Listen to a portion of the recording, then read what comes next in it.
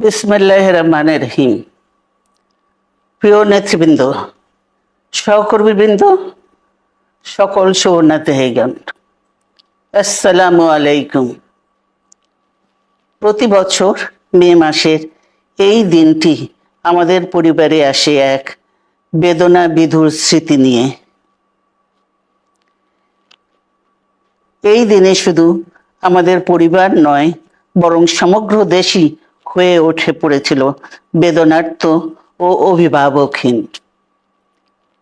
আমাদের প্রিয় মাতৃভূমি বাংলাদেশের জন্মের সাথে জড়িয়ে থাকা এক অবিচ্ছেদ্য নাম শহীদ প্রেসিডেন্ট জিয়াউর রহমান, যে চট্টগ্রাম থেকে স্বাধীনতার ঘোষণা করে তিনি এ দেশের সাথে তার নাম অবিচ্ছেদ্য করেছিলেন।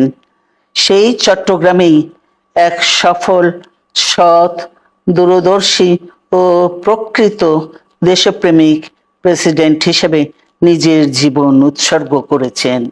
এদেশে গণতন্ত্র, স্বাধীনতা, সংবাদপত্র ও বিচার বিভাগের স্বাধীনতা, স্বনির্ভরতা ও উন্নয়ন এবং নিজস্ব জাতীয়তাবাদ সৃষ্টির অনন্য রূপকার শহীদ জিয়া, যে গণতন্ত্র প্রতিষ্ঠা আর সার্বভৌমত্ব রক্ষার লড়াইয়ে তিনি শাহাদাত বরণ করেছেন, সেই গণতন্ত্র নিরবচ্ছিন্ন যাত্রা আজও বাধাগ্রস্ত হচ্ছে প্রতি পদে পদে।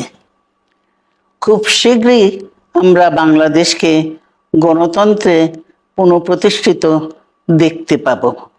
এই হোক শহীদ জিয়ার শাহাদাত বার্ষিকীতে আমাদের অঙ্গীকার।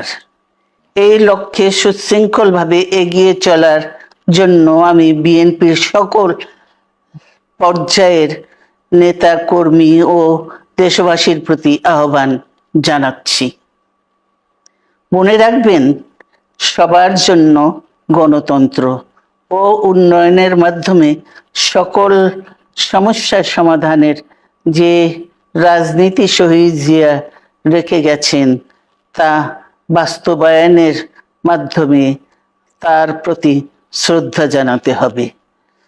আমরা তার বিদায়ী আত্মার মাগফিরাত কামনা করছি। আল্লাহ হাফেজ। বাংলাদেশ জিন্দাবাদ।